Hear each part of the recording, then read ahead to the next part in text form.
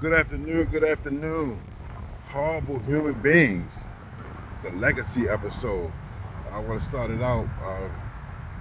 Rest in power to Chino XL. So I found out very early this morning that Chino XL passed away at 50 years old, which is super young. I'm not sure what the issues were health wise or what have you. The details on it, but if you didn't know, Chino XL was a lyricist.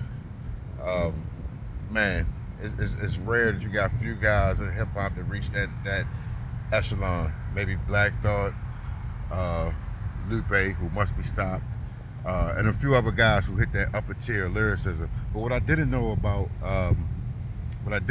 Chino was that he was a girl dad, and that's what he was most proudest about. He actually has three daughters, um, quite a few grandchildren.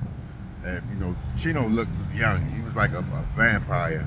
And man, was cut up. It always looked like he just came home off 28 years and was in the yard the whole time lifting iron. But he actually had more depth to that. He was a real artist.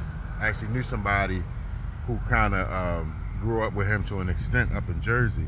But what it had me thinking about was legacy and what do we leave when we leave here. And, it'll always be easy, especially when you have children, to say, I'm leaving I leave my kids. That's what I leave behind, and that's true. But beyond the kids that we create, that we leave on the earth, who are going to have to leave their own legacy, what else do we leave? What indelible mark do we leave on the planet? And I remember everybody who's seen The Wire in season 3, they had the pastor. I forget the pastor's name in season 3, but that was Little Melvin from Baltimore, a definite OG. Matter of fact, the story of The Wire, he was part of the composite of real life actual people that came to make up one of the major characters in there.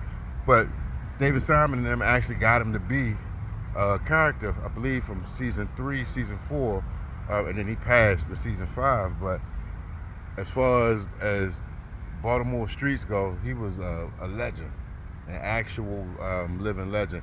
But I'll never forget, I was watching some documentary on him, and he said that, when you die, you want people to be able to stand above you and put their foot down and say, inside that box, that's a man.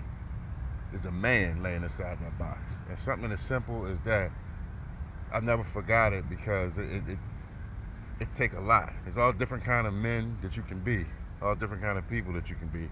And so I wonder, when you leave here, what's the legacy?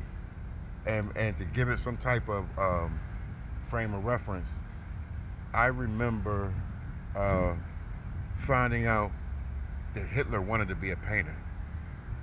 Hitler wanted to be a painter, and he was rebuffed from furthering that pursuit. And then, well, history would tell, what he dove into next. But it's not quite 100 years, but almost 100 years, maybe we 20 something years away from 100 years after his death.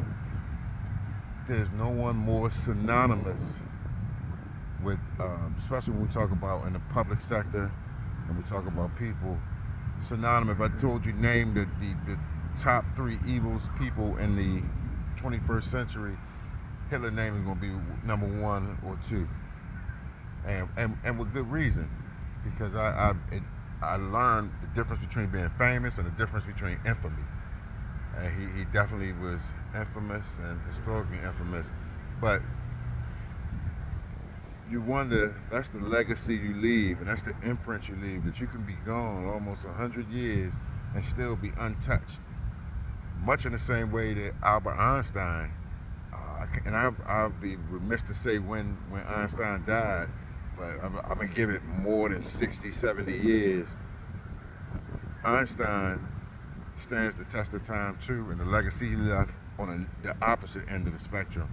But it made me thinking about Chino XL, and I'm a girl dad as well, thinking about my daughters. I'm truly wondering, what is the legacy that I leave? And my daughters aren't the legacy.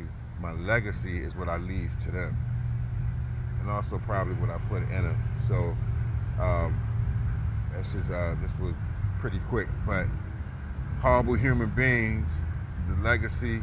Salute. Chino XL episode. Be safe, be well, soldier.